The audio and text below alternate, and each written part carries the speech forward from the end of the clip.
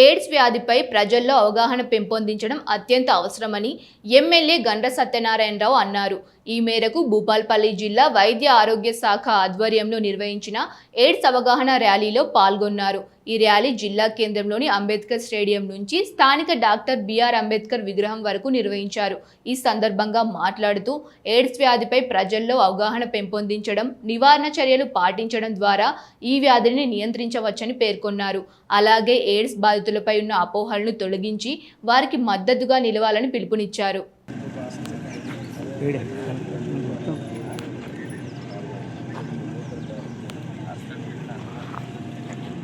నిర్మూలన మనందరి బాధ్యత. ఎయిడ్స్ నిర్మూలన, ఎయిడ్స్ నిర్మూలన, ఎయిడ్స్ నిర్మూలన.